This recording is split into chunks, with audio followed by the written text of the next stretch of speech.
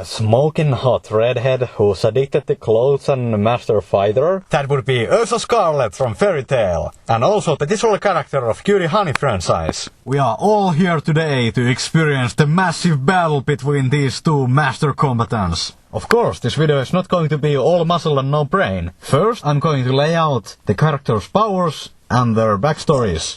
The story of Erza Scarlet is an inspiring one. When she was just a little girl, her home village was raided and everyone left alive was caught as slaves, including young and confused Erza. What makes this all just a little bit darker is the fact that anyone who refused to work for any reason, failed a task, raised their voice, or pretty much did anything was tortured or killed, oftentimes both. Eventually, the slaves rose in a rebellion after seeing Erza, a little girl, tortured brutally. After a disastrous battle for both sides, the slaves that were still alive escaped the island on boats. Inspired by stories told by a fellow slave, Erza sought out Fairy Tail, and the guildmaster accepted her in. She studied magic endlessly and mastered the telekinesis she had unlocked during the rebellion. Through many years of hard training and magic studying, she rose to the position of the third strongest wizard in Fairy Tail. Everyone in Fiore knows her as Titania, the Queen of Fairies. Erza has accomplished some mind-blowing feats. She cut down a woman who could cut through anything, wiped the floor with a guy who could manipulate any inorganic matter at will, and has even defeated her own alternate self. This fearsome lady is tough enough to take the electric charge of 200 lightning bolts and still live, smart enough to crack every magic trick her enemies throw at her, strong enough to carry this thing, and menacing enough to make Natsu and Grey go gay. Erza comes to the battle with the following things: her telekinesis, her artificial eye, her Requip magic, her sword magic, and her awe-inspiring armor collection. Starting with the telekinesis, it is the ability to move things with the power of mind alone. Erza first awoke this power during the slave rebellion and threw a wide bunch of objects at the masters. Erza has mastered the telekinetic use of swords, but can't use this power of anything else, surprisingly enough. However, so many flying weapons are threat enough, and it is understandable how such a specified use would limit other uses of the skill. Erza's artificial eye was made by a master healing mage to replace the eye she lost in torture during her slavery. This new eye offers her full sight, but also immunity from any and all illusions and hypnosis, making me wonder why in this universe anyone has real eyes. Requip is the ability to create a personal pocket dimension and freely access it. Basically, this is Erza's means of teleporting any weapon in her hand or armor on her body. Erza has used this ability for years anytime she changes her clothes, and can do the change almost instantaneously. Sword magic is Erza's ability to use magic via swords, such as magical fire, lightning, water, or just pure energy. Erza's armor collection is a huge pile of different armors and weapons. This is a good moment to tell that I'm using the pre-time skip Erza for a good reason. After the time skip, she gets an armor that basically makes her an omnipotent god, by letting her change the rules of magic. Erza's armors are very varied and different in powers and abilities, and their protectivity. Well, some of these are just plain useless, while others are pretty impressive. Despite having 19 different sets of armor, Erza is very good at Unarmored combat as well. Physically, she's very fit as she can run fast for long times, and her acrobatic skill is unreal. She can accurately pin someone in a wall by throwing two swords at once with her feet and not even hurt the person she did this to. She has earned her reputation, that's for certain. Cutie Honey is the sweet warrior of love, the one who stands in the way of a demonic worldwide criminal organization Panther Claw and their dark god leader. However, that wasn't meant to be. Professor Kisaragi Koshiro was possibly the most intelligent and groundbreaking scientist that ever lived in Japan. He was a secluded man that lived alone in his house laboratory with his young daughter. Their life was happy and peaceful until one day a tragedy struck. An accident took the young daughter's life. Professor Kisaragi was deeply heartbroken and did the unthinkable.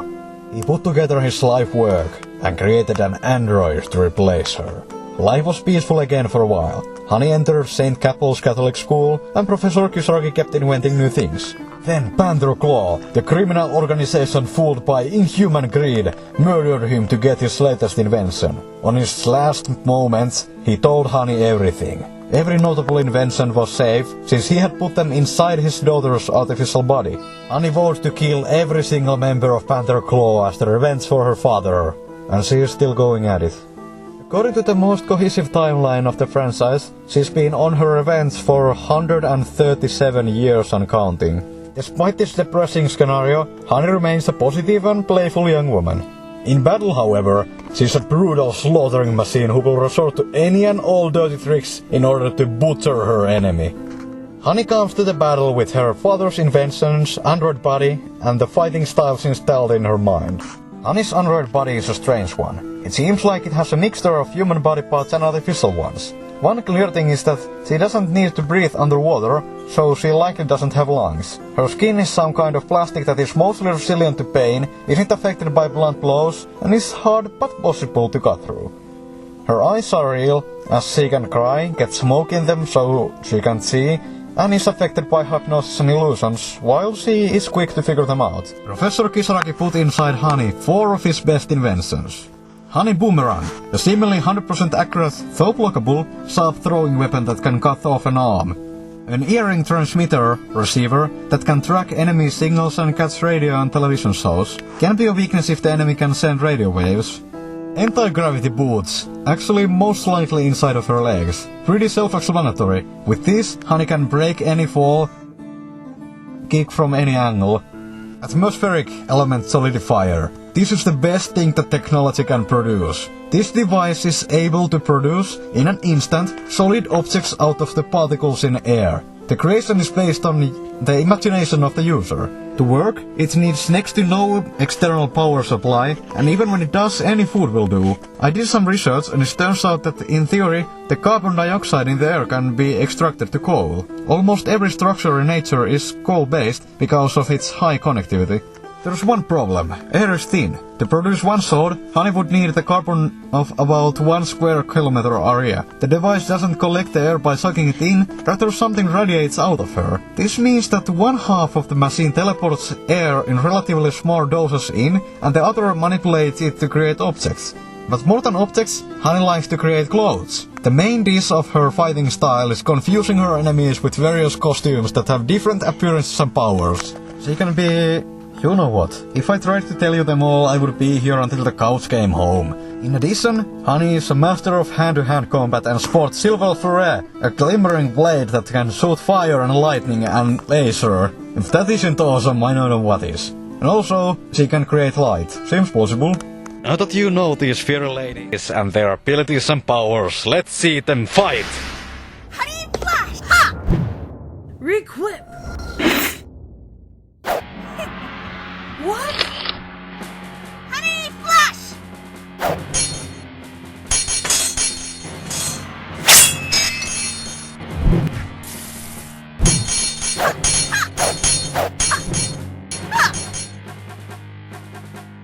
Now this is getting frustrating! Fire!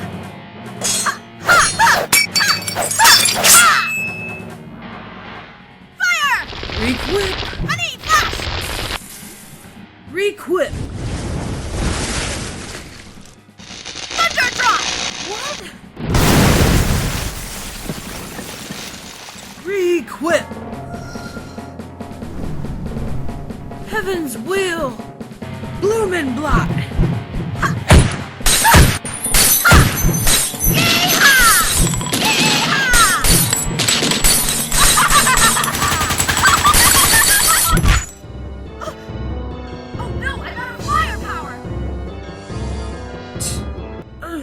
I'm already out of swords?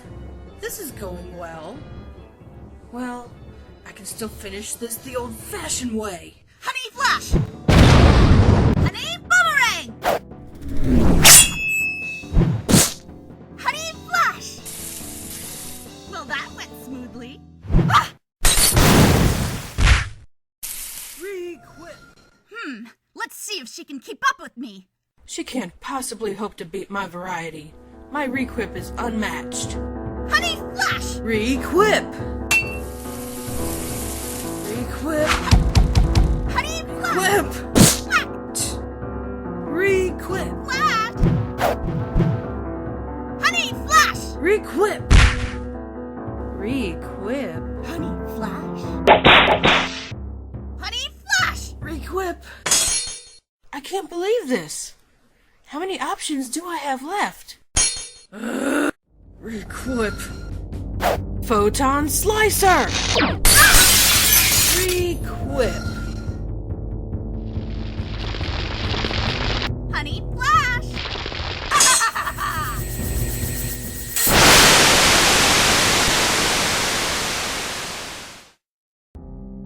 Unbelievable. She copied my armor. That little... All right, it's broken. Just a little bit more. Ah! Ouch! Requip.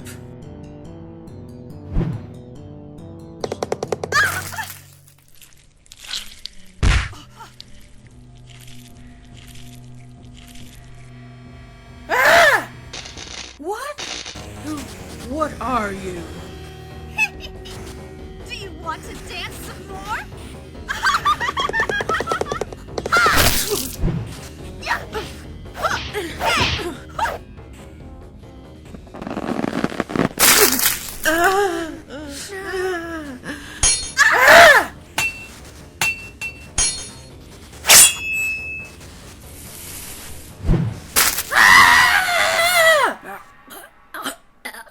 Impossible.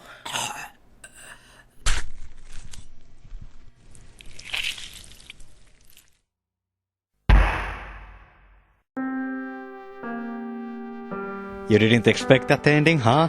Well, let's break it down then. These 4 categories are the most important when comparing these 2 characters to each other.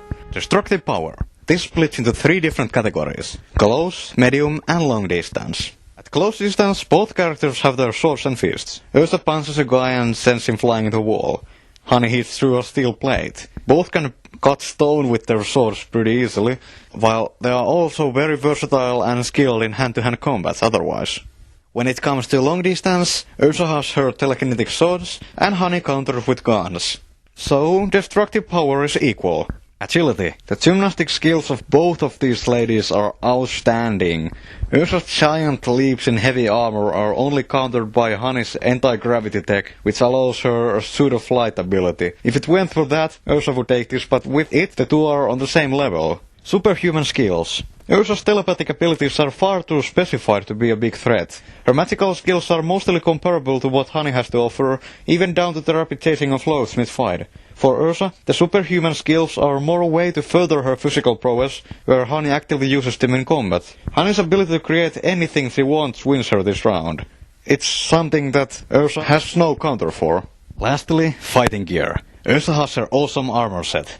It covers any needs she might have, including 2 sets for flying, 1 for any element, a few sets for speed, 1 for absolute defense, 1 for throwing a huge spear. It seems like there's no stone left unturned. However, there's a huge flaw in her combat strategy. Look at any fight where her opponent didn't fall for the first armor swap. If the enemy is too versatile and doesn't have one clear weakness, like fire or electricity, she is always driven to despair. And even worse is when her armors break. She can't fix them mid-fight and doesn't have spares, according to herself. So to defeat Erza, one has to overcome her magical powers or counter them, 2. Be able to break her armors, 3. Have enough left after that until she drops. To kill Honey, on the other hand, would require A. Some pretty impressive computer virus, B. Trapping her in space, or C. Cutting her head off, because that would sever the connection the device has to her brain. And blankly, that's not what Erza does. It's not in her nature. While Honey is known for doing all kinds of dirty tricks in battle, Erza likes to play it fair. Unfortunately, fighting fair doesn't always equal winning. In fact, it rarely does. It can lead to ignoring some clear chances of ending the battle quickly and easily, which Erza has done. Besides, consider how much material Honey has to make stuff from. The Earth's atmosphere weighs about 5.5 quadrillion tons. When divided by the percentage of the air that is carbon dioxide, it goes to 79 trillion tons of matter for her to use at her will. Cutie Honey takes home the victory of this anime sword fight. Like, comment and subscribe, and share this video to anyone who might be interested. Greatly appreciated. And I also appreciate your recommendations for future fights. See you next time.